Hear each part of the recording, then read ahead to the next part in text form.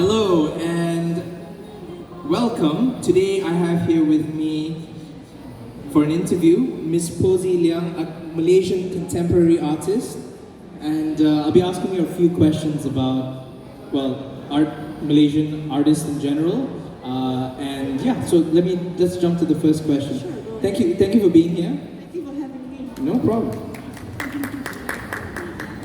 So, I understand that you do want to share something about the Artisan's Haven, the thought behind it, the heart behind it, and what it does for local industry here. So, yeah, I would just like to hear that. That would be the first question. What are your thoughts about that? It's been a huge honor to meet them because they're a bunch of very, very passionate ex-corporate people who has the heart to help Malaysian artists and artisans get recognized by the banks and the finance industry. And this is a gap that was very important. We needed this bridge. When I speak, we as an artist myself, it is not an easy journey to be an artist. So when a group of people pop out of nowhere and want to do something like that, it's like, wow, okay. It was a huge surprise. I met them at the beginning of the pandemic.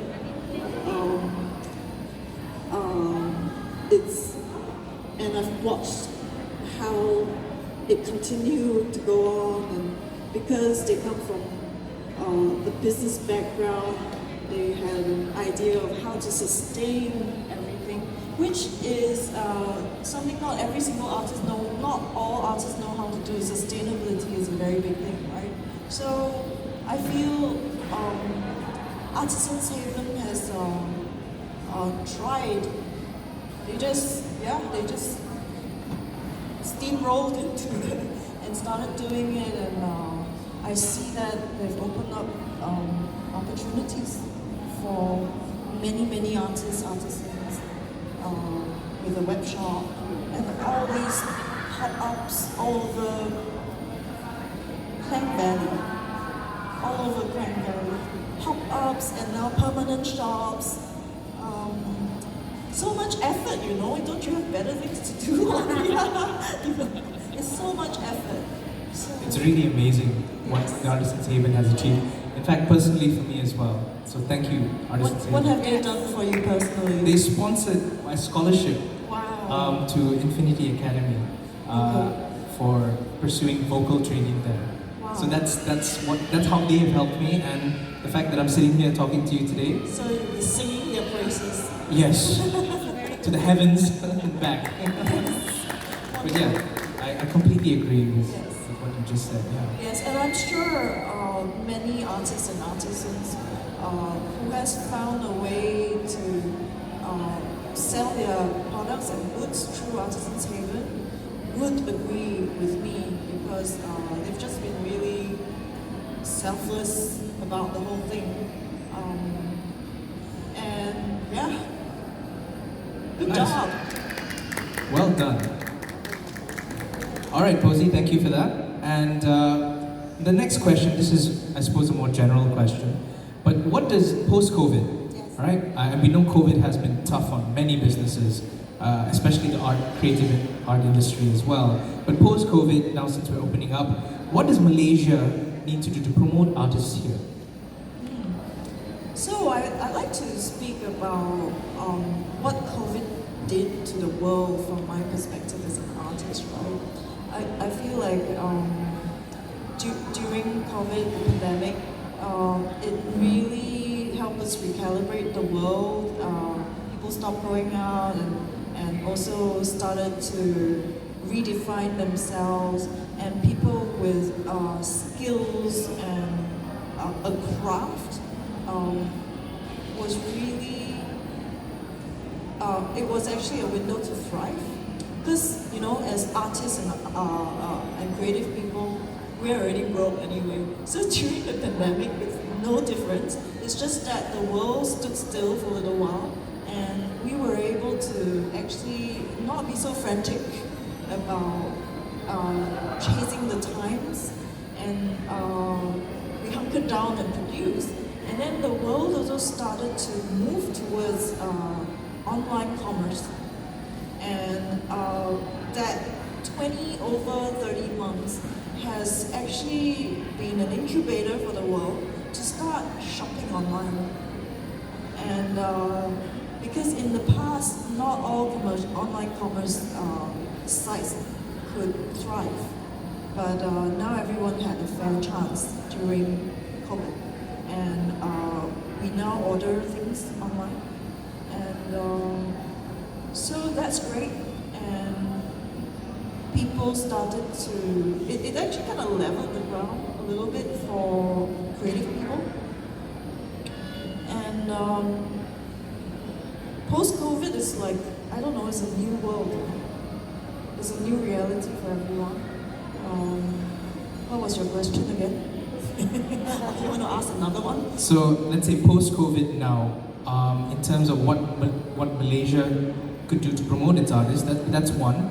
But now, since things have changed post-COVID, what can artists do to leverage on that change that has occurred?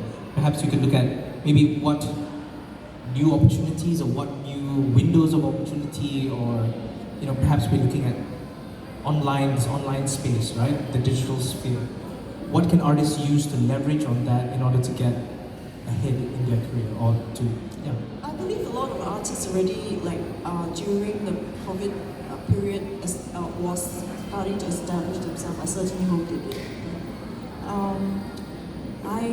I'm no wizard about post-COVID. The world has opened up and everyone's coming out. I think I can address how we can support artists and artisans. Buy local, one. Buy handcrafted goods. Be aware about your every dollar that you spend, that whether the money that you spend is to support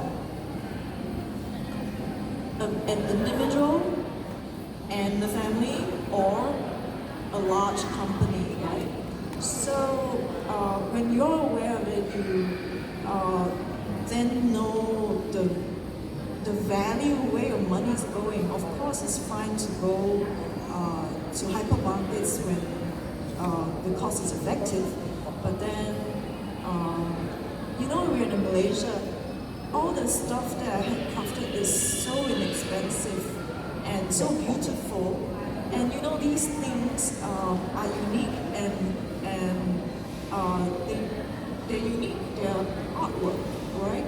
It is actually such a joy to be able to have these handcrafted goods available to us at affordable prices. It's not the same in other parts of the world when it comes to handcrafted things.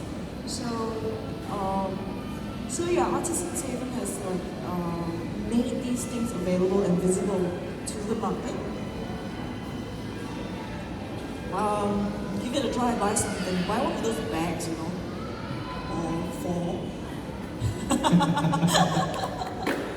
In fact, the Artisans Haven shop outlet, I think, is here in Malaysia Grand Bazaar, and I took a look at it this morning. Ms. Jade took me around, and we were just so impressed. We were just in awe with the kind of, it was so, it was made in Malaysia. One thing, these products are made in Malaysia, but they're made with the highest quality, comparable to what you find overseas as well. Amazing. I was very impressed, and so Artisans Haven, I feel, in my opinion, this is how Malaysia can actually, this is one way that you can, a company in this country could actually help to support local artists. They're taking the lead in that. I want to add that, now that the pandemic has lifted and then Artisan has all these things lined up, right? I think it's a wonderful opportunity when tourism opens up. This is where, when foreigners come in, right? this is where you will pick up local artists, the things that they make, and then take it home with you. So yeah, there's so many things that is authentic to Malaysia, and Malaysia is such a diverse country that you can find all types of cultures behind the things that are on offer. Thank you so much for that. And so tourism, is on the. I mean, now we've got an influx of tourists coming in, which is great for our economy, for our country as well, and trying to draw the attention towards what local artists are producing here as well. I think that would be a great way to support artists here in this country. Yeah, completely. Because agree. our Malaysian art industry, art market is still not mature, so we don't find such a big. There are not many consumers who will just buy art on canvases, but then they would buy handcrafted goods, which is also a form of art. There are objects, everyday objects that you can use. So for a country like Malaysia that isn't matured yet in the art market, supporting artisans is one way to go and a good way to start. Because I don't expect regular Malaysians to be buying art on canvas, just a picture. It doesn't happen very often, speaking from experience. Yeah. So, speaking about artists themselves, as an artist yourself, right? What kind of qualities or what kind of characteristics do artists need to have in order to thrive and to, survive is one thing, but to thrive, right? To really thrive in the industry and make a mark. I think surviving is important. Of course. An artist should know how to reinvent themselves whenever things don't work out, and they must be able to take not see rejections as rejections, because as an artist who is still trying to get known, there will be many doors that will shut on you, and there will be, you are really putting your heart out there, your work out there, and then there will be opinions. Whether these opinions come from a place of authority or not, it's still opinions that potentially could hurt you emotionally or mentally. So that part, you need to be really resilient, and then as an artist, I guess it's good to have community, know your tribe, find your tribe, and a healthy one, a healthy tribe, and so that there is a support system. And once in a while, the artists need to be able to articulate their work. It's important to articulate your work and have a window of extrovertedness. Because if you're going to be an introvert, an extreme introvert, then A little bit of a wild side. No, I'm not wild.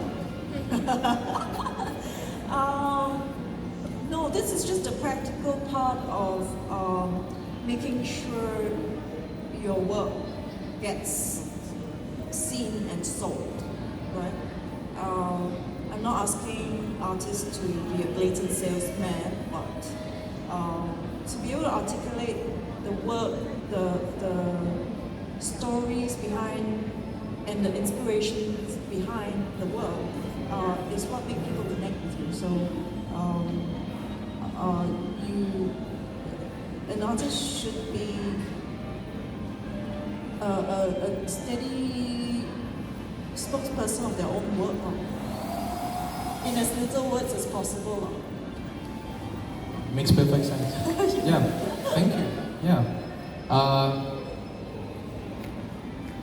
Now, something fun? Yeah, yeah. All right, hypothetical It's question. been fun, it's been fun. It's been fun? Okay. I'm glad you're enjoying yourself. Let's throw in some hypothetical questions, Okay. yeah? So if you could design a planet, Huh? what would your perfect planet look like?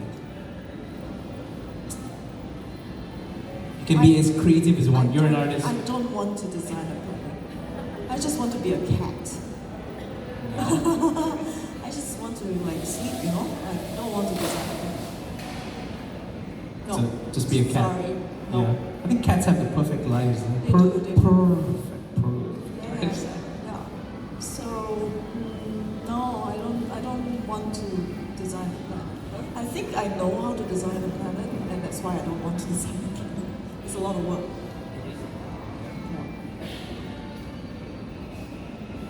If humans lost the ability to see all color except one, which color would you want to survive? There should be at least two black and white, right? You're testing me logic. Just one. One color, white one. White. Then, I mean, if humans only had the ability to see one color, then they'd be blind now. So would you rather be a white blind or black dark blind? You just took the question and you just flipped it over. That's awesome. Two colors. I guess, yeah, that would make us blind, right? Yes. Everything is just One monocolor. colors. Yeah, that would make us blind. Wow. I don't want a black blind, I want a white blind. Or pink. All right. One more? Go ahead. Okay. You can just go on, you know, and then later you can just like take the video apart Yeah. and Yeah. snip it up. This is just Like this commercial break. free and easy kind of thing. Yeah. If you could make a hybrid of two animals and put them together.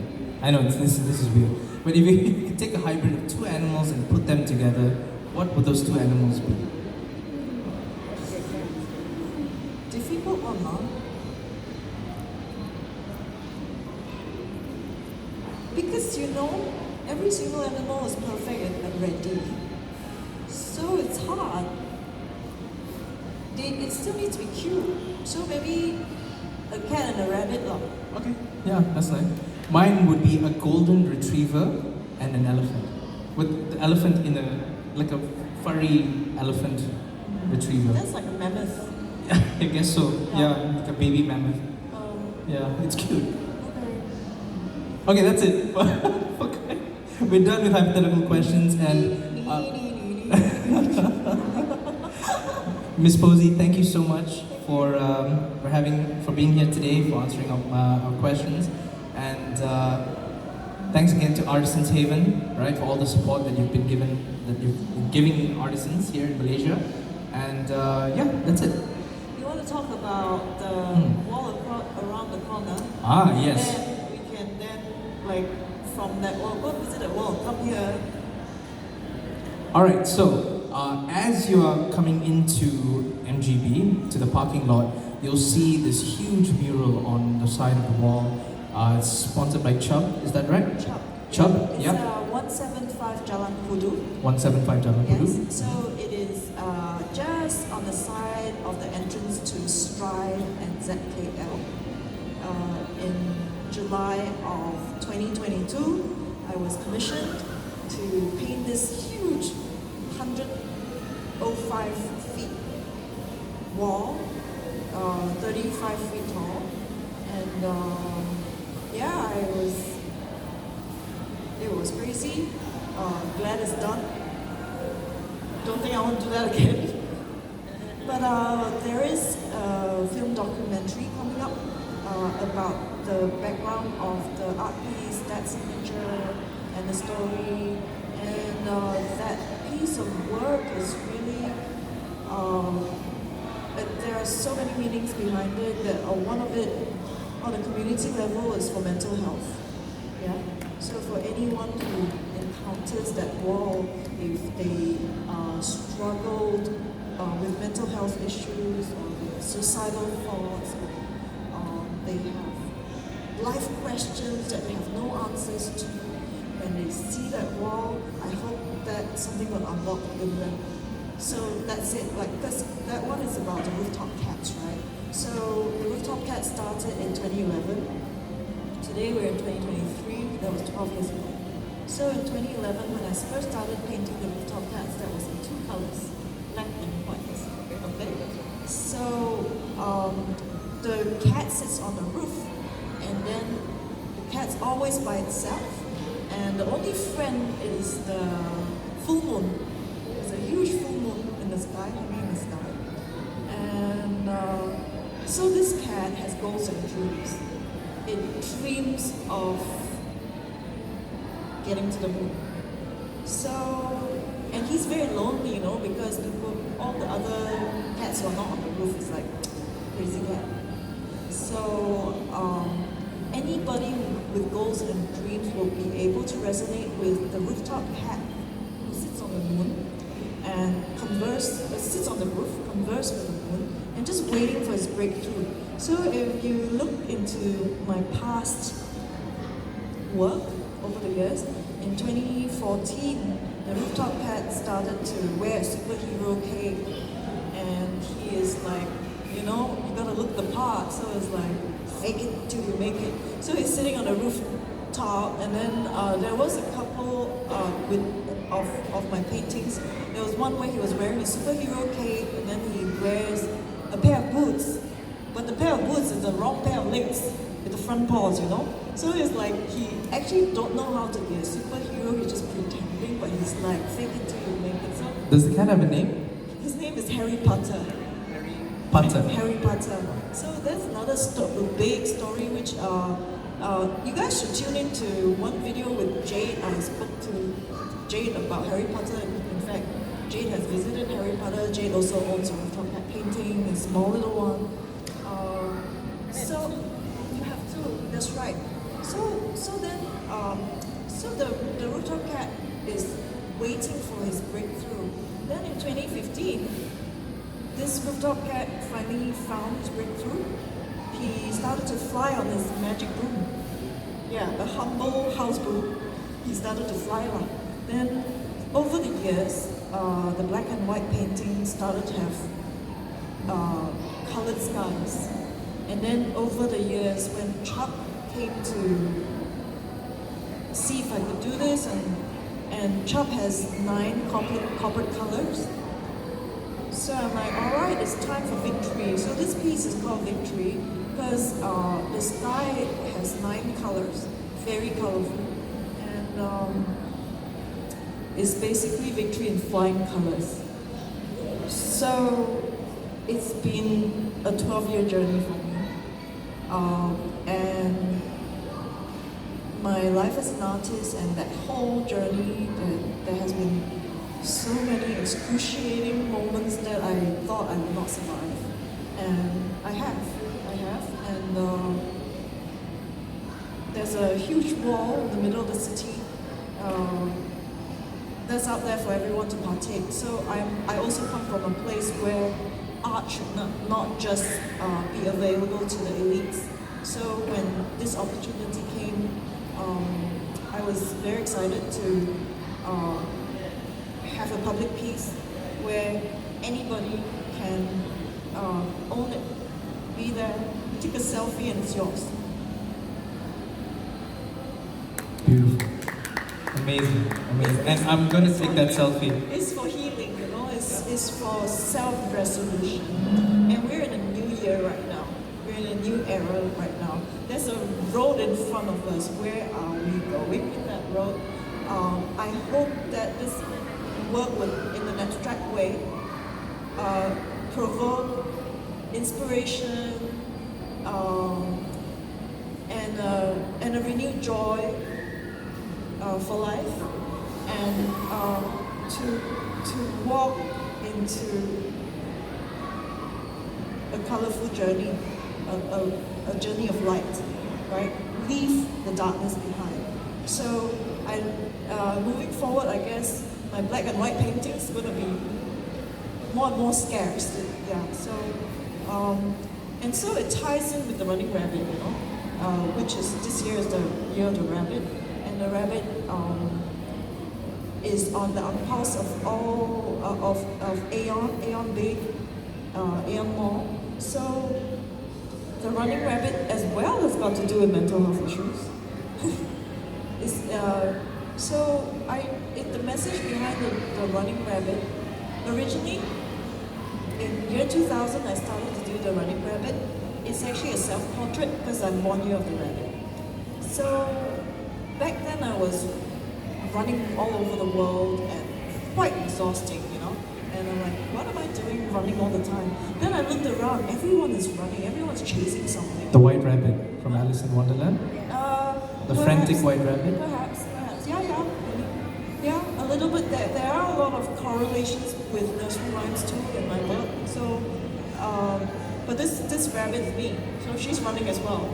And it's like, then I looked around, everyone is running. Everyone is chasing something or running away from something. So okay, that's life. That's the story of our life. We run all the time. So over time, as I resolve myself as a human being, as a contemporary artist, the message behind the running rabbit is to say, run towards what is good and run away towards what is not good for you, and know the difference. Okay, so we're in a new year, new era. Resolve it and simply run to the good things. Yeah, I'm done. That's a wonderful message.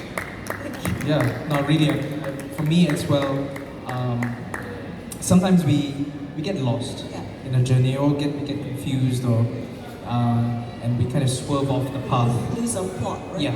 Yeah, and it's important to kind of realign yourself and keep moving forward. I think that's the idea behind the Running Rabbit.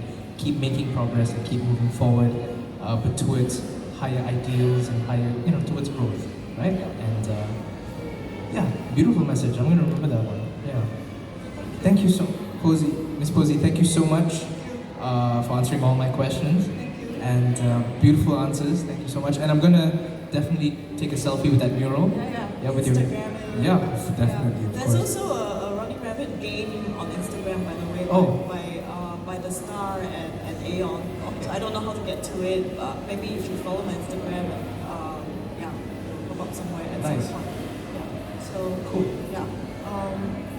Thank you. Thank you so much. Ladies and gentlemen, a huge round of applause for Miss Poesy Liang. And Mr. Isha.